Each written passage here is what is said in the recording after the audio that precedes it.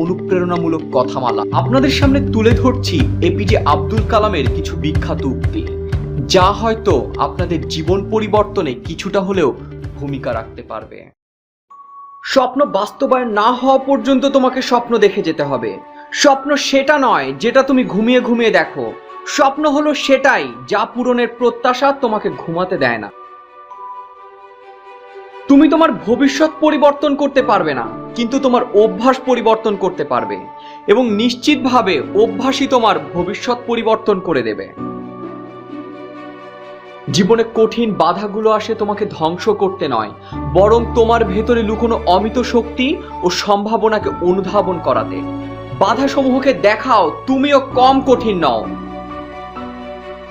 তুমি যদি তোমার কাজকে স্যালুট করো, দেখবে তোমার আর কাউকে স্যালুট করতে হবে না। কিন্তু তুমি যদি তোমার কাজকে অসম্মান করো, অমর্যাদা করো, ফাঁকি দাও, তাহলে তোমারই সবাইকে স্যালুট করতে হবে না। যদি সূর্যের মতো দীপ্তিমান হতে চাও, তাহলে তোমাকেই প্রথমে সূর্যের মতো পুড়তে হবে। যারা হৃদয় দিয়ে কাজ করতে পারে না, তাদের অর্জন আনন্দহীন। আকর্ষণহীন এমন সাফল্য থেকেই সৃষ্টি হয় চরম তিক্ততা।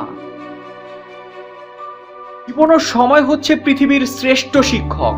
জীবন শেখায় সময়কে সঠিকভাবে ব্যবহার করতে, আর সময় শেখায় জীবনের মূল্য দিতে। ভিন্ন রকম চিন্তা ও উদ্ভাবনের সাহস থাকতে হবে, আবিষ্কারের নেশা থাকতে হবে। যে পথে কেউ যায়নি সেই পথেই চলতে হবে। অসম্ভবকে সম্ভব করার সাহস থাকতে হবে, এবং সমস্যাকে জয় করেই সফল হতে হবে। প্রতিদিন সকালে 5টি লাইন বলবে। আমি সেরা, আমি করতে পারি, সৃষ্টিকর্তা সবসময় আমার সঙ্গেই আছেন, আমি জয়ী, আজকের দিনটা শুধুই আমার। একটা কথা একদম পরিষ্কার, সৃষ্টিকর্তা তাদেরই সহায় থাকেন যারা কঠোর পরিশ্রম করে।